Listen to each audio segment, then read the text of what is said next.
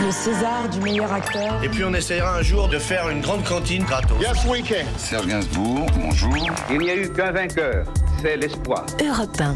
7h23, notre rendez-vous quotidien avec les archives d'Europe 1, c'est le jour où... Bonjour Laure d'Autriche. Bonjour à tous. Alors ce matin, Laure, vous revenez sur la toute première édition du Salon de l'Agriculture. C'était il y a précisément 60 ans, en 1964. Oui, premier salon de l'agriculture et premier studio, un studio de verre installé par Europe 1 au milieu des animaux. Il y a combien d'animaux à peu près ici ? 3000. Des pigeons, des canards, des oies, des nanons, des poules.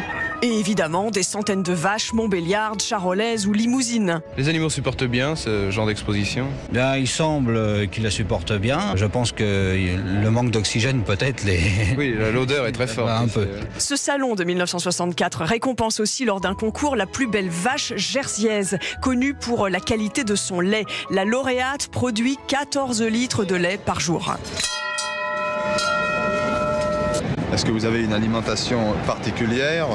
L'alimentation, ma foi, c'est le pâturage ordinaire, plus 10 kilos de luzerne par jour, 10 kilos de choux et 3 kilos de concentré. Cette première édition est un succès avec 300 000 visiteurs. Et contrairement à aujourd'hui, les politiques ne serraient pas les mains des visiteurs. En 1964, le ministre de l'Agriculture, Edgar Pisani, vient débattre avec des agriculteurs dans le studio d'Europe 1, en particulier sur le sujet de la hausse des prix. Est-il exact que le prix de la viande à part le mois de septembre et le mois d'octobre a été en augmentation de plus de 9% par rapport à l'année 62 ? Est-il exact que le prix du mouton a augmenté de plus de 20% ?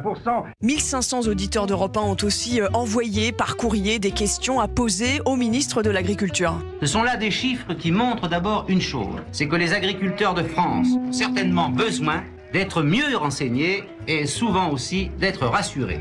Pendant cette première édition du Salon de l'Agriculture, pas de visite du président de la République, mais l'année suivante, en 1965, le général de Gaulle viendra visiter le salon et inaugure alors l'ère des déambulations présidentielles. Devenue une véritable tradition. Merci Laure d'Autriche. Réalisation sonore Sébastien Guidis.